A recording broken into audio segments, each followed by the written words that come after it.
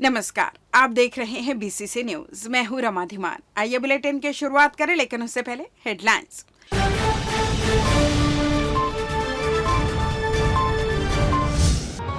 स्वच्छता पखवाड़े के तहत श्रमदान से सफाई अभियान, डिप्टी सीएम ने लगाई झाड़ू।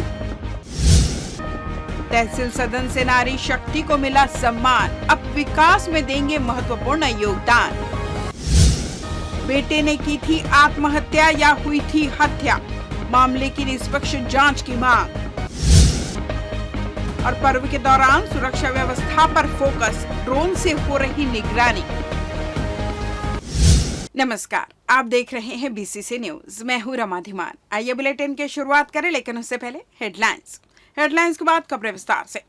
स्वच्छता ही सेवा पखवाड़े के तहत उप मुख्यमंत्री अरुण साव ने पंडित दीनदयाल उपाध्याय गार्डन में श्रमदान कर स्वच्छता का संदेश दिया। उन्होंने गार्डन व आसपास की सफाई कर लोगों को जनभागीदारी से स्वच्छता अभियान सफल बनाने का आह्वान किया। कार्यक्रम की शुरुआत में उन्होंने पंडित दीनदयाल उपाध्याय की प्रतिमा पर माल्यार्पण कर नमन किया। इस अवसर पर विधायक धर्मलाल कौशिक, महापौर पूजा विधानी, सभापति विनोद सोनी, कलेक्टर संजय अग्रवाल, निगम आयुक्त अमित कुमार व जिला पंचायत सीईओ संदीप अग्रवाल सहित जनप्रतिनिधि व अधिकारी उपस्थित रहे। उप मुख्यमंत्री ने स्वच्छता दीदियों को साड़ी व किट का वितरण किया और पौधारोपण भी किया। उन्होंने नागरिकों को स्वच्छता की शपथ दिलाते हुए कहा कि गांधी जी, अंबेडकर और दीनदयाल उपाध्याय सभी ने स्वच्छता को सर्वोच्च स्थान दिया। स्वच्छता सीधे स्वास्थ्य और खुशहाली से जुड़ी है। साव ने कहा कि दीनदयाल उपाध्याय अंत्योदय के प्रणेता थे। प्रधानमंत्री आवास, आयुष्मान भारत, उज्ज्वला शौचालय जैसी योजनाएं उनके विचारों की जीवंत झलक है। आज प्रधानमंत्री नरेंद्र मोदी और मुख्यमंत्री विष्णुदेव साय उनके सपनों को साकार कर रहे हैं।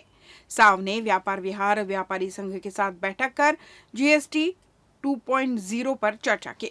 उन्होंने कहा कि जीएसटी 2.0 से बाजार में भरोसा बढ़ा है, आम जनता व व्यापारी संतुष्ट है और खरीदारी सस्ती हुई है।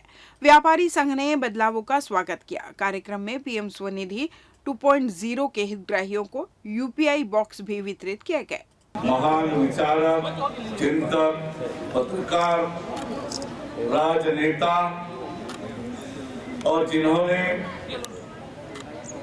स्वतंत्र भारत में देश की राजनीति को एक नई दिशा दी।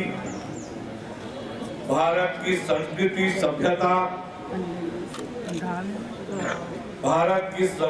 सभ्यता के आधार पर इस देश की राजनीति में एक नए राजनीतिक मार्ग का दर्शन कराया।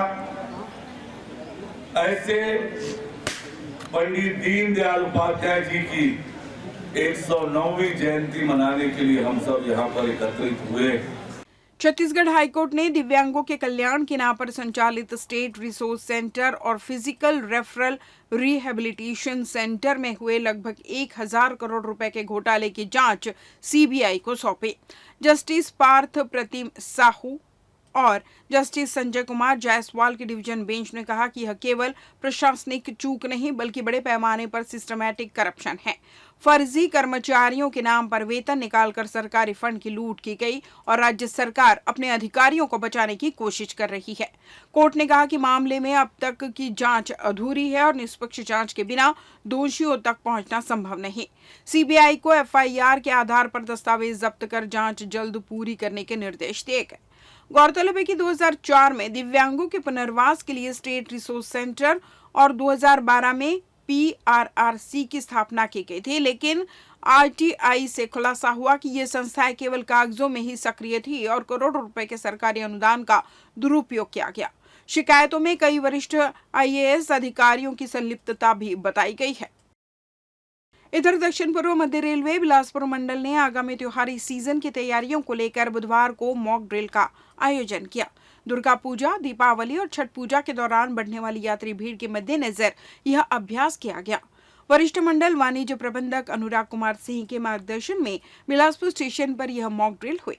मंडल वाणिज्य प्रबंधक एस भारतीयन और सहायक वाणिज्य प्रबंधक दुलार साय चौहान के नेतृत्व में वाणिज्य विभाग, आरपीएफ और सिविल डिफेंस की टीमों ने संयुक्त रूप से भाग लिया। अभ्यास के दौरान यात्रियों की सुरक्षित आवाजाही और भीड़ नियंत्रण पर फोकस किया गया। लाउड हेलर से यात्रियों को एक जगह इकट्ठा न होने और लाइन में चलने की हिदायत दी गई। उचित टिकट के साथ यात्रा करने का संदेश भी दिया गया। रेलवे ने यात्रियों की सुविधा के लिए टिकटिंग व्यवस्था को मजबूत किया है।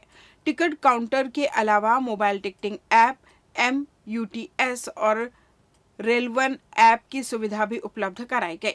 इससे यात्री बिना भीड़ में आए अपने मोबाइल से ही टिकट बुक कर सकते हैं।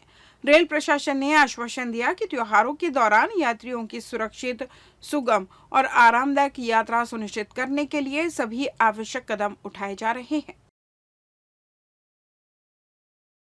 कलेक्टर संजय अग्रवाल ने कलेक्टर स्थित NIC कक्ष में वीडियो कॉन्फ्रेंसिंग के माध्यम से आदि कर्मयोगी अभियान की समीक्षा की। उन्होंने अधिकारियों को निर्देश दिए कि शासन की इस महत्वाकांक्षी पहल के अंतर्गत पात्र एवं जरूरतमंद हितग्राहियों तक योजनाओं का लाभ त्वरित और पारदर्शी ढंग से पहुंचाया जाए। कलेक्टर ने कहा कि भारत सरकार की इस महत्वपूर्ण योजना का उद्देश्य जनजातीय क्षेत्रों में रहने वाले लोगों को सभी सरकारी योजनाओं से लाभान्वित करना है। इसलिए ग्राम स्तर पर विलेज एक्शन प्लान तैयार करने तथा सभी विभागों में समन्वय स्थापित करने पर जोर दिया गया। उन्होंने कहा कि यह अभियान समाज की उम्मीदों से जुड़ा है और इसमें लक्ष्य आधारित कार्य योजना के साथ शिविर आयोजन, फील्ड वेरिफिकेशन, आवेदन स्वीकृति एवं लाभ वितरण की गति बढ़ाई जानी चाहिए। कलेक्टर ने निर्देशित किया कि ग्राम सचिव, पटवारी और मैदानी कर्मचारी सक्रिय भूमिका निभाएं तथा आजीविका गतिविधियों को स्थानीय परिस्थितियों के अनुरूप संचालित किया जाए। शिविरों में विभागीय समन्वय सुनिश्चित कर हितग्राहियों को तत्काल सुविधा प्रदान करने के निर्देश दिए। उन्होंने जिला स्तरीय अधिकारियों को आदि सेवा केंद्रों का निरीक्षण करने और योजनाओं की जानकारी दीवार लेखन, पैम्पलेट, मुनादी एवं सोशल मीडिया के माध्यम से व्यापक प्रचार प्रसार करने कहा। बैठक में नगर निगम आयुक्त अमित कुमार, जिला पंचायत CEO संदीप अग्रवाल, सहायक कलेक्टर अरविंद कुमारन सहित विभिन्न विभागों के अधिकारी उपस्थित रहे। उल्लेखनीय है कि आदि कर्मयोगी अभियान जिले के 102 आदिवासी बाहुल ग्रामों में संचालित किया जा रहा है, जिसका उद्देश्य जनजातीय समुदायों को सशक्त एवं आत्मनिर्भर बनाना है। सहायता समूह की बिहान दीदियों के लिए बैठक और प्रशिक्षण कार्यक्रम आयोजित करना हमेशा से चुनौतीपूर्ण रहा है।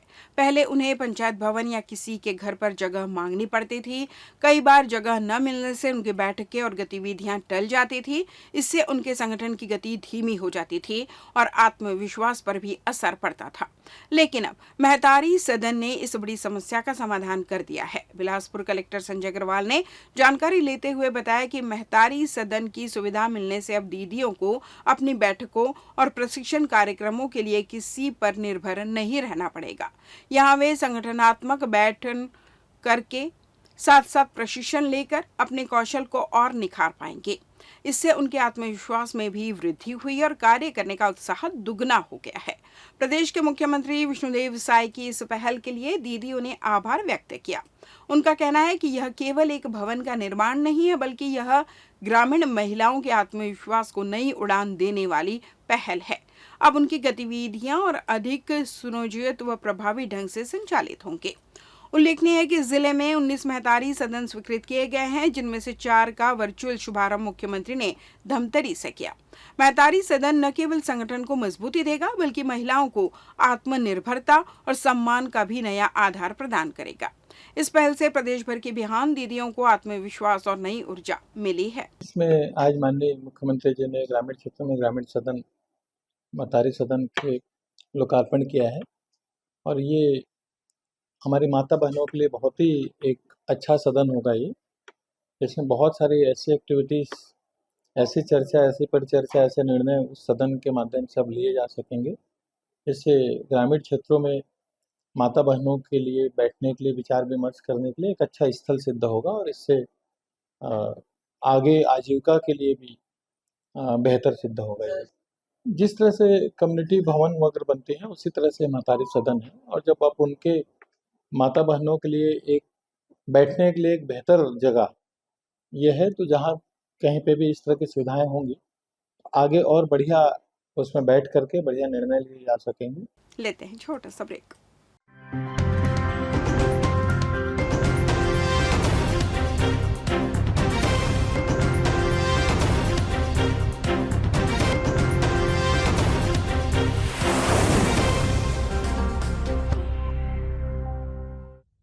ब्रेक के बाद आपका स्वागत है। बढ़ते हैं अगली खबर की ओर। बिलासपुर जिले के तखतपुर विधानसभा में आने वाले ग्राम बेलपान में पत्नी की बेवफाई से सदमे आए देवलाल मरकाम ने बीते दिनों आत्महत्या कर ली। बताया जा रहा है कि मृतक की पत्नी का अवैध संबंध तखतपुर में रहने वाले भाजपा नेता के बेटे से था।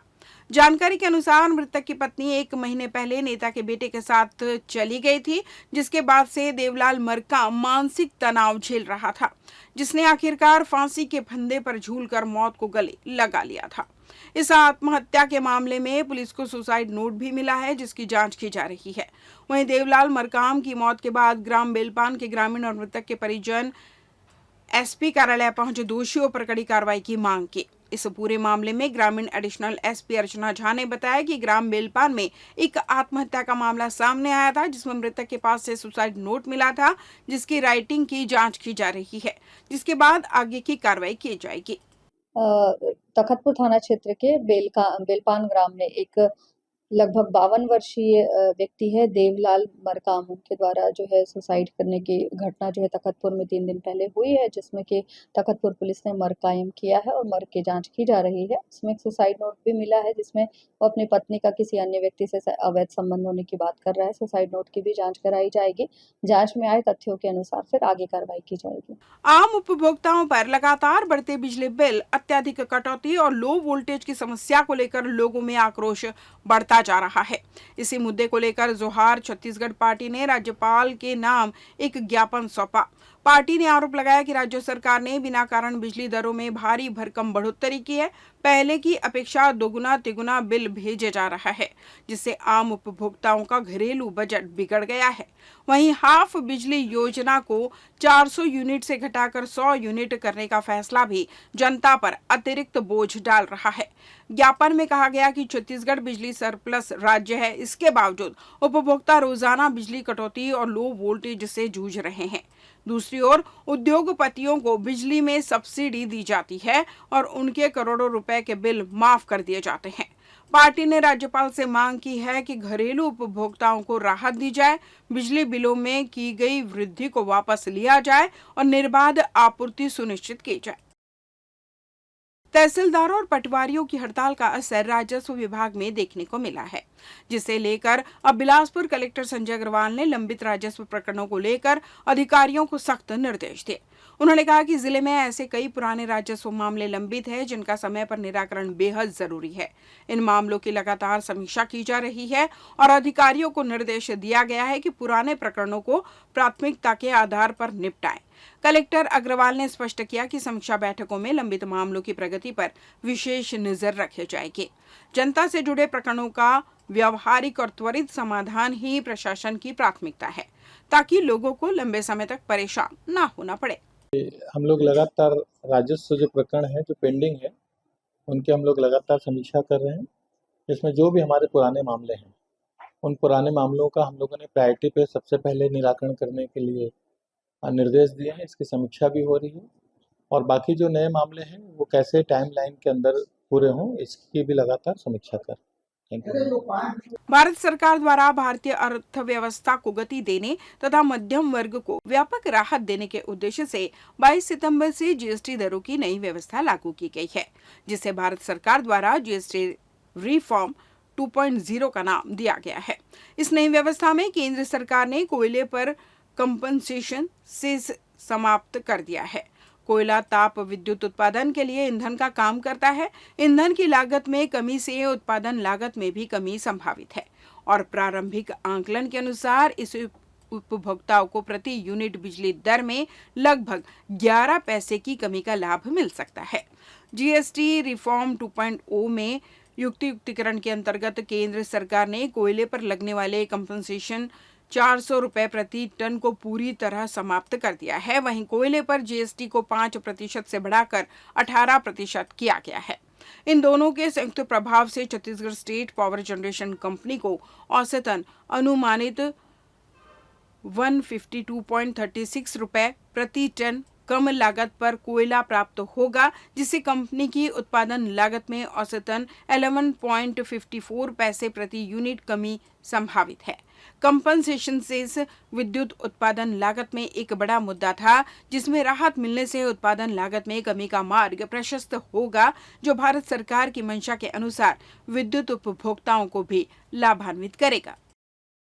सोमवार से नवरात्रि पर्व की शुरुआत हो गई, जिसे देखते हुए बिलासपुर जिले में जगह जगह भव्य दुर्गा पंडाल सजाए गए, जिसमें मां दुर्गा की आकर्षक और मनमोहक प्रतिमाएं विराजमान हैं, जिसका दर्शन करने बड़ी संख्या में लोग अलग अलग क्षेत्र से पहुंच रहे हैं।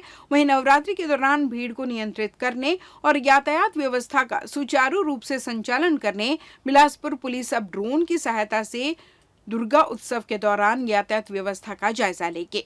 इसी कड़ी में जिले के एसपी रजनीश सिंह ने एसपी कार्यालय में ड्रोन का ट्रायल लिया, जिन्होंने पत्रकारों से बात करते हुए बताया कि नवरात्र पर्व को देखते हुए काफी भीड़ आने की संभावनाओं को देखते हुए अब ड्रोन के माध्यम से पूरी मॉनिटरिंग की जाएगी। साथ ही एक टीम भी गठित की है, जो लगातार इस पर नजर रखे रहेगी, जिससे यातायात बाधित ना हो। इसके साथ ही किसी भी प्रकार की अव्यवस्था होने पर टीम तत्काल मौके पर पहुंचेगी और समस्याओं को दूर करने का प्रयास किया जाएगा। आपको बता दें कि इस बार आदर्श दुर्गा उत्सव समिति के द्वारा भव्य पंडाल बनाया गया है, जिसकी चर्चा पूरे छत्तीसगढ़ में है, जिसे देखने भीड़ उमड़ रही है। साथ ही शहर के अलग अलग इलाकों में डांडिया के आयोजन को देखते हुए इस बार पुलिस ड्रोन की सहायता से यातायात व्यवस्था पर नजर रखेगी, जिससे लोगों को दिक्कतों का सामना न करना पड़े। इस बुलेटिन में बस इतना ही। अगले बुलेटिन में आपसे होगी फिर मुलाकात। तब तक मुझे दीजिए विदा। नमस्कार।